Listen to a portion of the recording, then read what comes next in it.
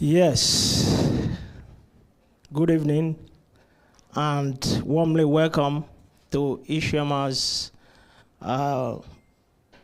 book launch event. But before we kick this whole program, let me give me some few minutes to just run us through the program for today. So basically we're starting with the author's speech. And soon after that, we have a brief interview with a young Finnish journalist. And then after that, I think most of you might have some questions for Isioma. And then please get them ready so that when that interview finishes, then you can just bring in, start sending in your questions in. And then, of course, we have the book signing process. So for any one of you here are keen in grabbing some of this, a copy of the book, so she's able to sign them. And then, of course, finally, we'll just do some closing remark, and then we have mingling and networking, and you take time to know each other here, because the most important thing I've got to know in life is relationship is so important. Whether it is romantic relationship, work, business, student, the one without relationship is simply it's like a life without relationship is a dead soul. So remember that. This opportunity you have here today to network, please utilize it. Right, without further ado, again, it is with great pleasure and pride that I stand before here to introduce a truly remarkable individual.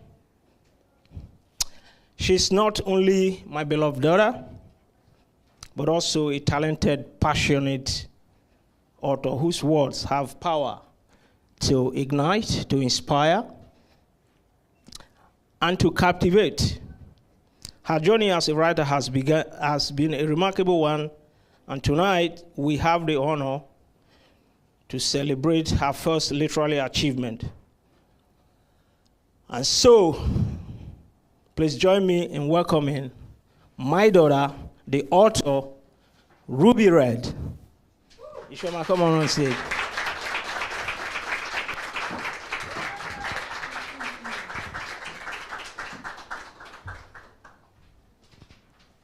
Okay, I'd like to start off by welcoming everyone here, and I'm very happy that all of you have made it here today. So as we're here for my book launch, so the launching of Ruby Red, I think it would be fitting to start by talking about what Ruby Red is and what it's about. So basically, I wrote this when I was 16, as part of a school project, but then I recently published this in the end of July.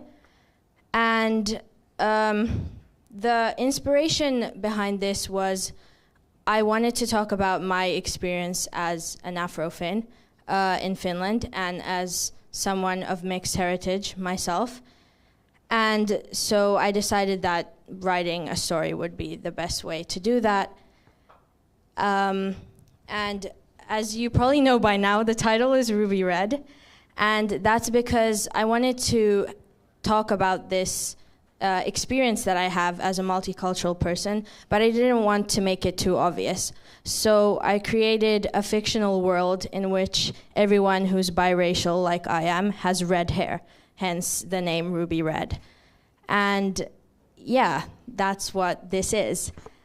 Ja mä voin vielä sanoa lyhyesti suomeksi. Eli siis mä kirjoitin tämän 16-vuotiaana. Tämä oli niinku kouluprojekti. Ja mä julkaisin tämän sit heinäkuussa. Ja mä halusin puhua mun kokemuksesta afrosuomalaisena nuorena, mutta mä en halunnut, että se on tosi sellaista ilmiselvää, koska sit, jos tässä olisi vaikka musta ihminen tässä kannella, niin sit ehkä ihmiset, jotka ei ole mustia, niin sit ne ei haluaisi välttämättä lukea tai ne luulisivat, että ne ei voi samaistua siihen yhtä hyvin. Niin mä halusin jonkun universaalimman niin kuin jutun, niin sitten mä loin tällaisen fiktiivisen maailman, jossa kaikki ihmiset, jotka on niin sanotusti kaksirotuisia tai niin niillä on punaiset hiukset ja sitten ne erottuu siinä yhteiskunnassa aika helposti. Niin sen takia tämän kirjan nimi on Ruby Red, eli siis rubinan puna. Joo. Ja sitten mä ajattelin, että mä voisin vielä lukea tämän takakannen. Tämä voisi lukea sen eka suomeksi. Eli siis Rubinanpuna käsikirjoitus on muistutus ihmisyydestä ja sen oikeuksista, kun niitä rajoitetaan toisilta niin ulkonäön kuin menneisyyden haamojen varjossa. Se kertoo tarinaa tytöstä, jonka silmin lukija pystyy näkemään toisenlaisen maailman. Sellaisen, mitä hän ei valinnut, mutta sellaisen, jossa hänen on opittava elämään. Toivoa antaa kuitenkin se sama hyvyys, joka löytyy jokaisen sydämestä, huolimatta siitä, mitä väriä kukin maailmassa edustaa.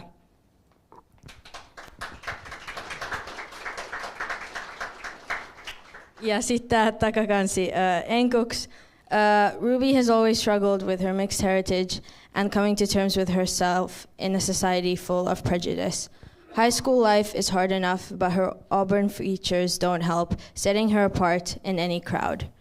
Ruby must now decide whether she wants to conform to the world or embrace her true colors. A mean girl, a mansion, a lighter, and a fiery spirit. One sweet 16 and some red hot flames will put everything to the test.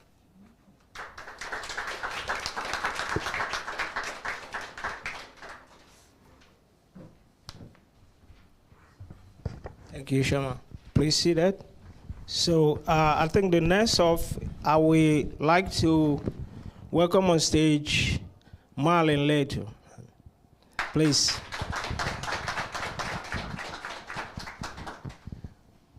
All right. So let me hand you over this microphone. Okay, it's working.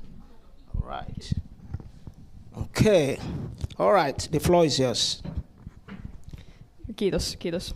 Eli meillä on tässä muutama kysymys, ja ensin me kysytään muutama suomeksi, sitten kysytään myös englanniksi, ja sitten jatketaan tämä haastattelu loppuun sitten englanniksi. Mutta voidaan heti aloittaa. Eli siis Isioma, miksi sä pääsit kirjoittamaan juuri tämän novellin? Joo, no kuten mä vähän avasinkin, niin mä oon monikulttuurinen henkilö, ja mä niin kuin mun lukuuran aikana mä en ole löytänyt mitään sellaista kirjallisuutta, jossa olisi ollut päähenkilönä tai muutenkaan välttämättä toisenlaista sellaista ihmistä tai henkilöhahmoa, joka on monitaustainen niin kuin mä. Ja koska mä en ole löytänyt sellaista kirjallisuutta, johon mä voisin samaistua, niin mä mietin, että mä voisin sit itse olla luomassa sellaista. So, why did you decide to write this short story? Why this one? Well, I am someone of mixed heritage, and I wanted to be able to represent people who might relate to that in the literature that I write, and I didn't see that in the books that I read when I was young, so I wanted to be part of making a change in that. And then I also recognize that a lot of people who may have parents from different countries may struggle with their identity. So in writing this short story, I wanted to let those people know that this is like, there are other people who go through the same thing, but at the same time that it's overcomable and that you can get over that. Mitä toivot, että lukijat saa irti tai oppii tästä sun novellista?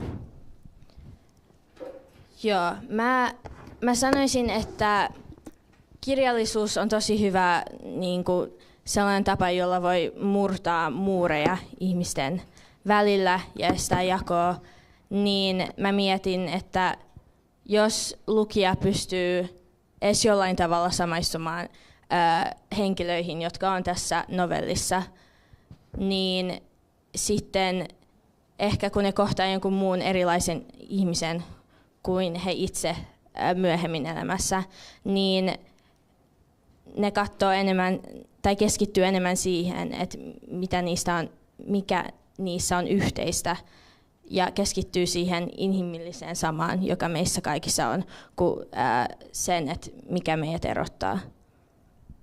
What do you hope your readers get from reading your book? What do you hope they learn?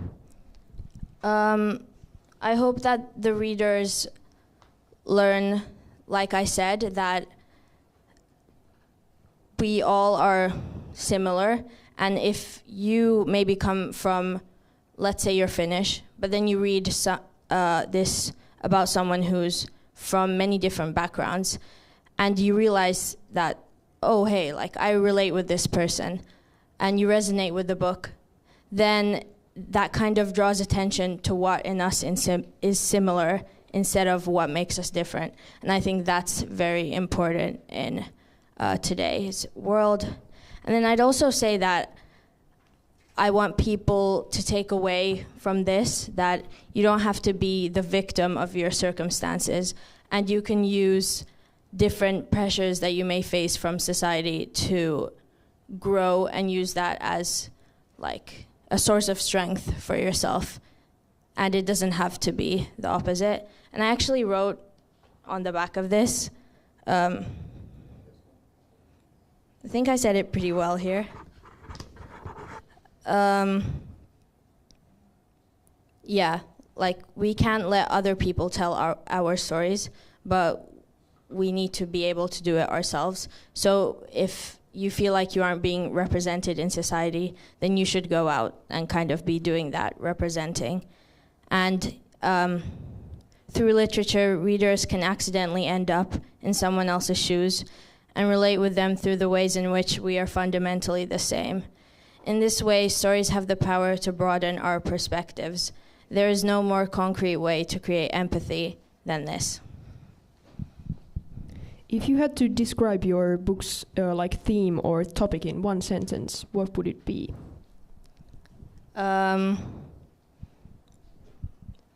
Finding your identity. That's interesting. Yeah. Do you find your main character and you like similar in ways? Do you identify with your main character, or did you create a character that is like totally your opposite?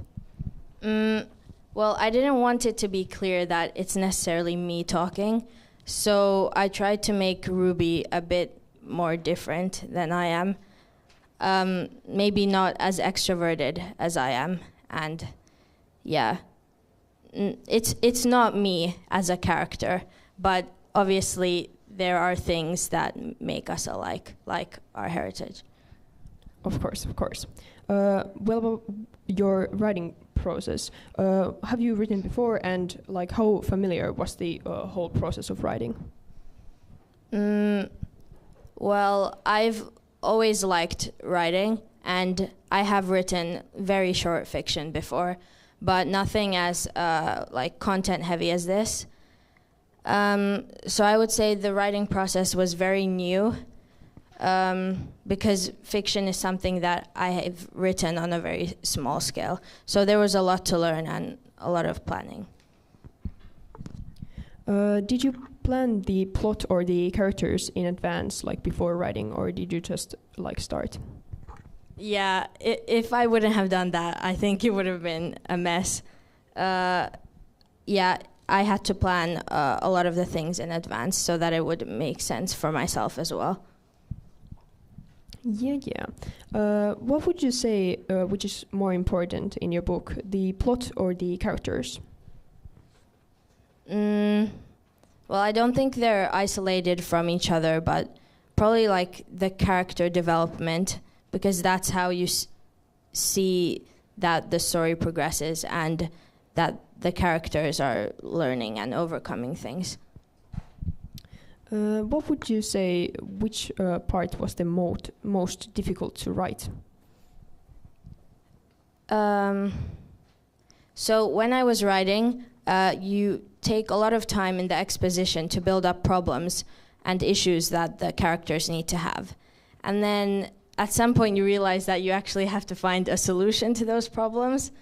So the most difficult part was probably the climax, like thinking about how I would solve the problems of the characters and how Ruby would find her voice and her identity. Finding that event was difficult. Yeah, especially with like big societal problems, I would say. Yeah. Yeah. What part of the story was the most fun to write? I like including dialogue and banter so that the characters seem real and authentic. So I would say that the most fun parts to write were the dialogues between the characters or the everyday situations. I actually have some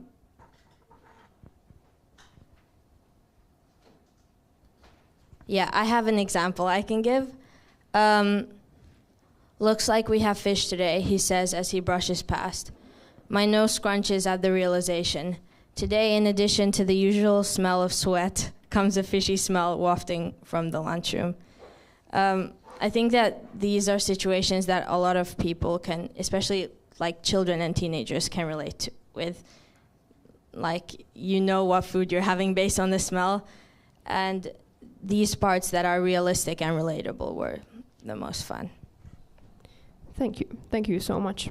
Now I believe we'll take some questions from the audience. Who will go first? All right. Okay, let's start with Mirelle. Her hands go so first. All right. Hi. So I was just wondering, what was the publishing journey like? Okay, so I published this through self-publishing, and there's a thing called Amazon self-publishing, so this is available on Amazon as well. And well, at first we contacted publishers both in Finland and in the UK, and there was like a negative response, and most of them said the reason was that it was too short. Now it's 40 pages, but I think those publishers specifically were prioritizing longer books like novels. So, and also at the time, publishing wasn't really a priority, so we just let it be. And then later we heard that there's this thing called Amazon self-publishing, and then we did it through that. So then it wasn't that difficult. Okay, thank you.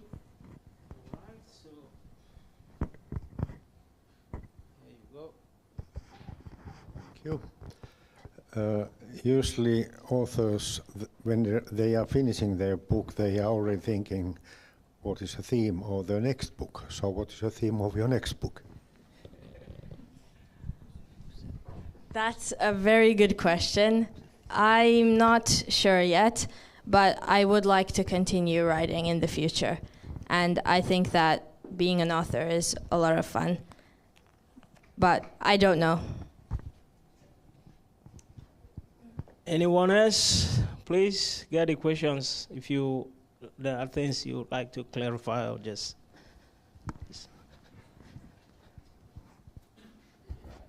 How did you come up with the name Ruby for the character? Yeah.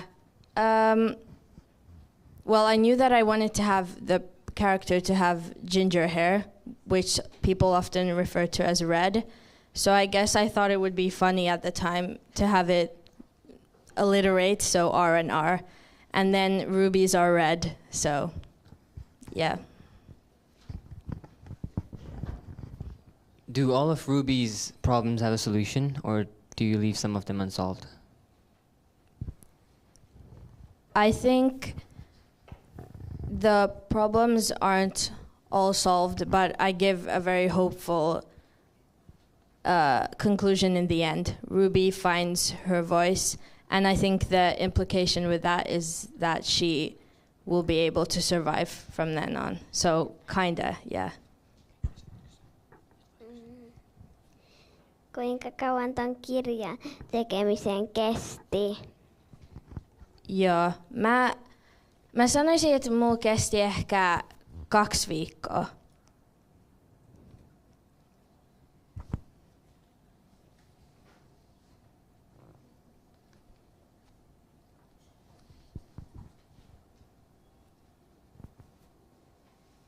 All right. Any more question? Yep. do you have an author who's been an inspiration to you, or if not an author, just somebody else in your life that you feel has inspired you to go in the direction of writing novels especially?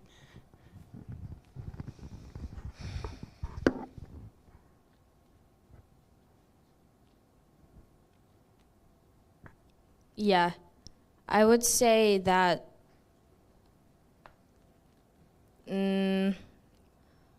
Toni Morrison could be one of those people. She is a very talented person at writing and at discussing very heavy subjects through literature. And she talks about how literature can be a way to unite people. So I would say that could be one of those.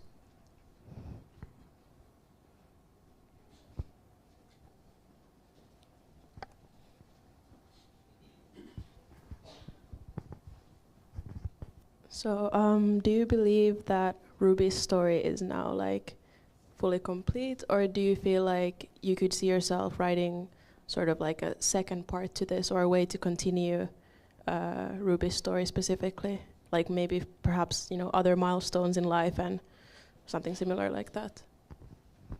Yeah, that's a good question. I think this could definitely have a sequel.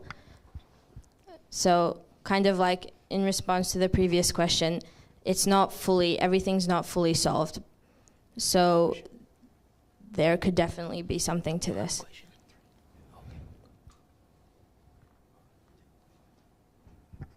Hi. From a writing perspective, I have 3 questions in one. So what was the most difficult point for you while writing the book? And the second one was, what did you learn about yourself while writing the book? And the last one, did you get any mind block? Like, was there a point where you reached where you couldn't continue or you had to take a break? Yeah. Okay. The first one first. It was easy for me to develop the story and start introducing the characters and all of that. But then when I had to think about what is going to be solving the problems for the characters, and as this is a short story, it should probably be one event that solves everything for everyone, and that's very difficult to execute. I did manage to do it somehow, but it was very difficult to think of that because that's not necessarily something that is realistic in like the everyday life. And your second question was if I learned something from this about myself. I would say that in the beginning I knew I wanted to write because I like writing, but I didn't know what I could say that would have anything value or would be something new for other people, because there's a lot that's being said all the time, and there are very wise people who say smart things, and I didn't know how I could bring that to life. But then when I was writing about Ruby finding her own voice, I think I realized that I can find my own voice, and that sometimes it's not about what you say, but it's about how you say it, that something can click to one person. So what I learned about myself is that I do have something important to say, and maybe it's not something new, but maybe I can say it in a way that can resonate with people more. And for the final question, I did have writer's block a lot, and it's hard to overcome, but you just have to keep going, I guess. All right, thanks. I think that's a good one. And Enna, have something to say? Mistä sait idean tekee ton kirjan? No mä tiesin, että mä halusin kirjoittaa, mutta mä en tiennyt, että mä kirjoittaisin niin kuin novellia. Ja eka mä mietin jotain runoutta, mutta mä luulen, että mun vanhemmat kannusti mua ehkä kirjoittaa sit jotain vähän pidempää. Niin mä voisin sanoa, että mä sain vanhemmilta idean. Okay. I have two questions. The first one, if you are visiting Nigeria, how many copies are you going to take with you? Unlimited. Unlimited. And another question about if you are in Nigeria and young people read it, do you think they relate it in the same way as maybe Nigerian young people in here? I think if you come from one, like, you don't have to be mixed race to relate with my book. I would say that all of us are mixed in some way, because a lot of the people here, for example, have lived somewhere else before, and then you kind of adopt that culture, or maybe you grew up here, but your parents are from somewhere else. So then, and just in general, when we meet new people, we adopt their mannerisms and their culture and their habits. So then we change as well. So all of us are mixed with different cultures and identities. So I think even if you're, for example, only Finnish or only Nigerian, you will still relate, and you can still have issues and problems with fitting into society, because you may feel like you may not belong because of your culture. Or because, you may feel like because you lived in France for the last 20 years, but now you're living in Finland, you don't feel Finnish and you don't feel French. So that's kind of a problem that all of us have to will face in their lives. So I think you will relate with the novel or the short story. You'll relate with it in a different way, but you will still relate with it. Minulla on kysymys vielä. Tässä vieressä istuu Kirsi, joka tuntee Isioman pitkältä ajalta. Miten hän selvisi tästä haastattelusta? Mistä selvisi? Tästä haastattelusta. Oikein hyvin. Mä voin vaan ihailla sun keskittymiskykyä ja ottaa ajan miettiä ennen kuin vastaa, ei ole kiire mihinkään. Ja mä todella odotan mielenkiinnolla, että pääsen lukemaan, koska sä oot varmaan hirveästi tehnyt ajatustyötä ihan rauhassa, kun sä oot saanut noi sanat huolellisesti oikeaan järjestykseen paperille. Kiitos. Onneksi olkoon. Kiitti. Kiitos. Thank you. Any more questions? Any more questions? Anyone have any other questions? Subi, do you have anything to say? No? All right. Just so, let's give them a hand of applause.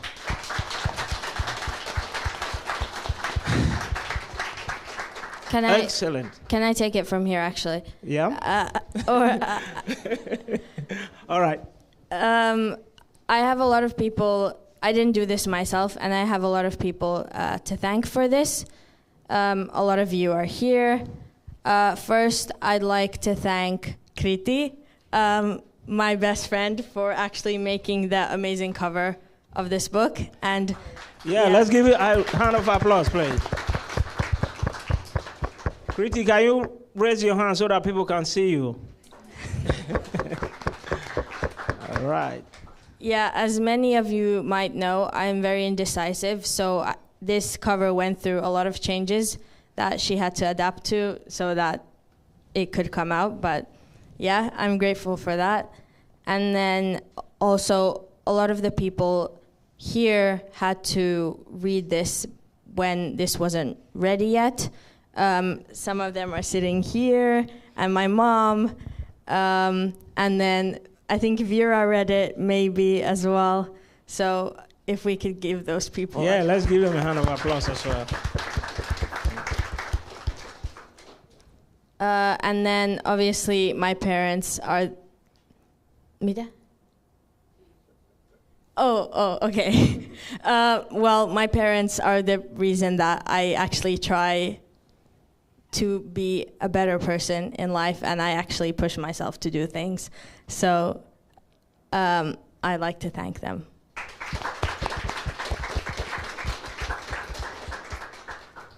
And then my teachers, my English teachers, when I was writing this, who are coming later, helped me a lot in this process and encouraged me to keep going. So A round of applause. And then for Malin. Yay! All right, I think I have to step in again. So basically, I wasn't meant to do this, just for your information, okay? As you probably know, the situation now, a lot of people are sick. We're supposed to have a special guest, and then we're supposed to have someone who's supposed to host this, but I have to jump in, you know? That's what parents do, right? So, but obviously, I think just adding to what has been said here, I just want to say one thing, which Isioma already covered in some of our motivation and inspiration for writing this short story. So basically what happened is that, and this is to all of us here, life is not just what happened to us, but it's also what we become. And this child sitting right here is a testament to that. I came from Nigeria from nothing, zero, nothing, like zero, okay? Met her mom. We both have different, challenges. Managed to find my way into like start building different network and just zero, all right? But that didn't stop her from believing. It doesn't matter how many people are here. It doesn't matter if this whole place is filled up. Even if it's just 2 people that can read this and get something out of it, that's what this is for. So I want to encourage us, when we leave here today, remember that life is not just what happened to us. It's not just what happened to us in life. And bad doesn't always lead to bad.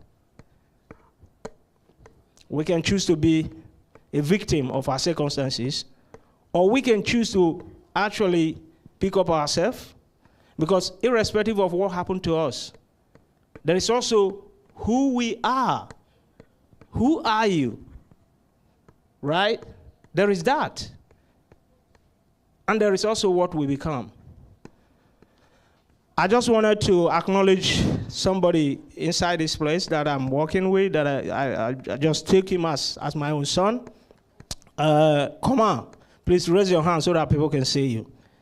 That's a young champion sitting there. We work with him. I work with him every day just to make sure he becomes the best that he can be.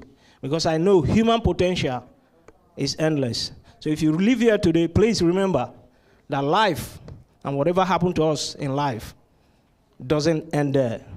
What we become is the most important thing in life.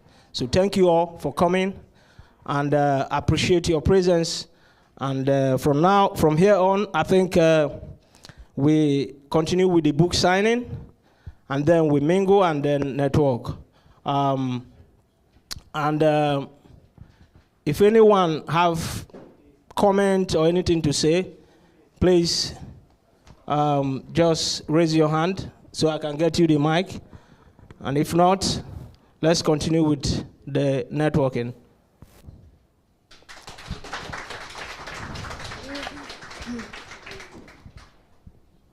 Sorry? Have you done? No. You haven't done the SF? No. The SF? No. Ah, I thought you've done it already. All right. It's my bad. So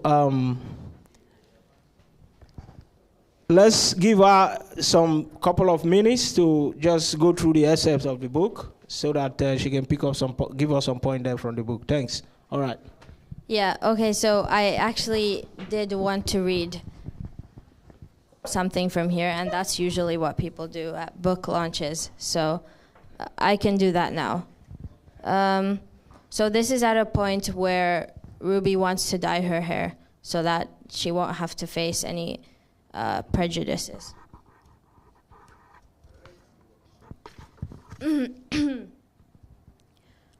The girl staring back at me from the bathroom mirror looks foreign. She wears a hoodie and jeans, and her rust-colored hair hangs in a ponytail.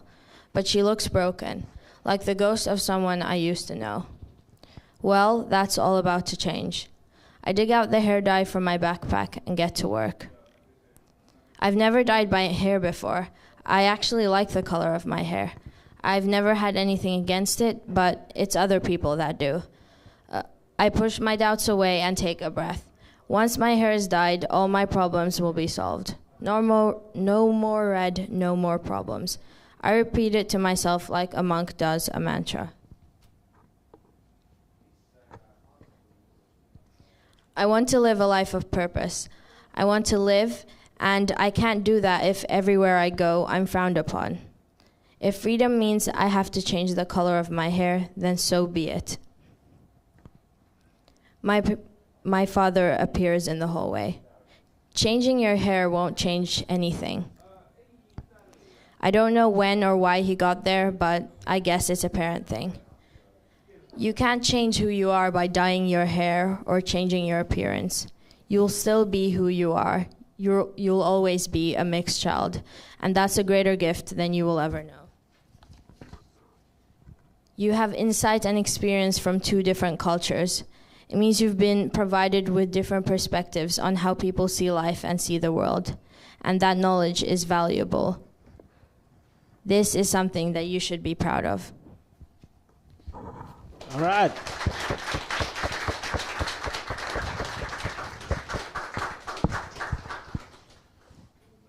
Okay, so with that, let the networking begins. Isioma. That's it. Yeah. You Thanks, do the guys. Let's give her a hand of applause.